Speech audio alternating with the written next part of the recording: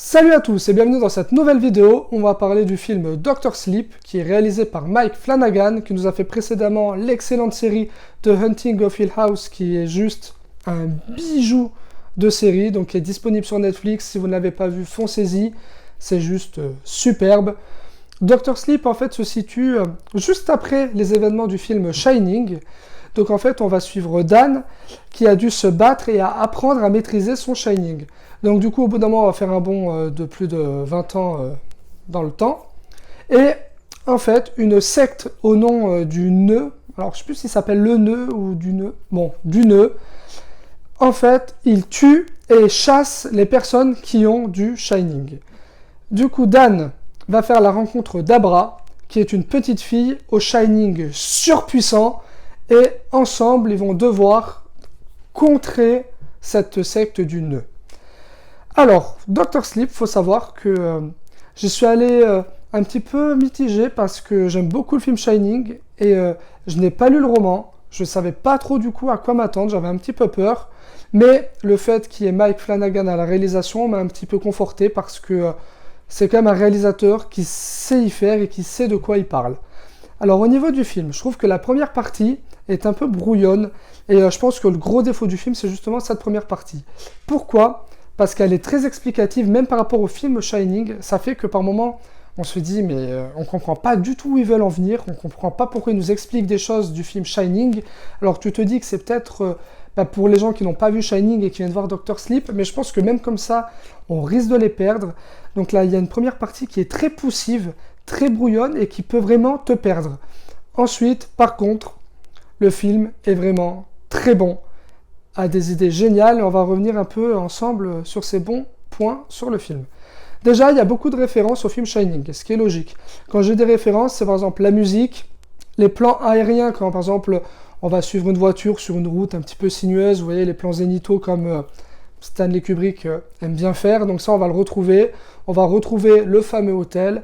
Donc tout ça, voilà, ça fait un petit peu fan service, je suis d'accord, mais moi, ça a marché voilà, sur moi. Pourquoi ? Parce que forcément, quand tu vas voir une suite d'un film culte, tu veux pas que ça soit que du fan service, mais tu en veux quand même un petit peu. Voilà, tu veux retomber dans cette nostalgie qui t'a fait aimer le film, le premier. Donc du coup, voilà, je trouve que ça marche plutôt bien, toutes ces petites références, et c'est très agréable.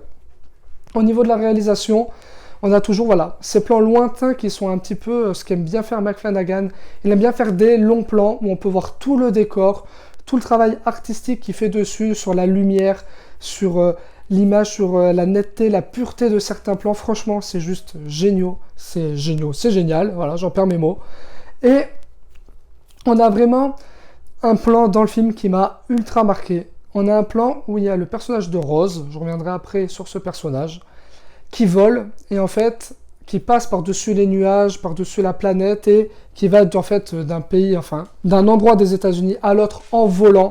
Et j'ai trouvé ce plan, cette scène juste incroyable, vraiment splendide.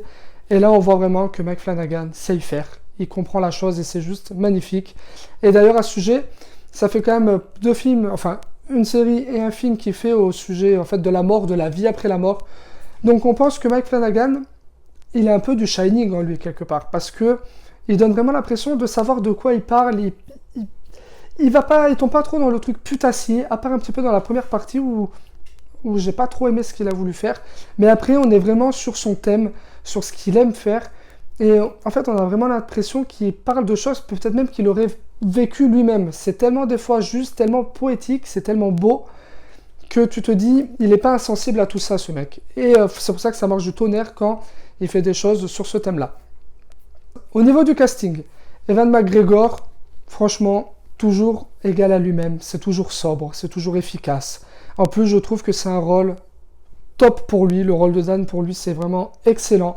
Ça marche très très bien. Ensuite, on a Kyle Curran, donc, qui joue vraiment bien, donc, qui est la petite au Shining surpuissant, la petite Abra. Donc je trouve que c'est assez rare de voir en plus les enfants très bien jouer au cinéma. En principe, je trouve que ces enfants trop. Je trouve que ça rend rarement bien. Et d'ailleurs, c'est une défense de Mike Flanagan, hein, parce que même dans sa série, dans The Hunting of Hill House, les enfants jouent très bien. Et là aussi, voilà, la petite, elle est vraiment très bien, même si elle en fait pas non plus, mais c'est bien, c'est efficace. Par contre, mon coup de cœur au niveau du casting, c'est sur Rebecca Ferguson. Alors, je l'aimais bien de base.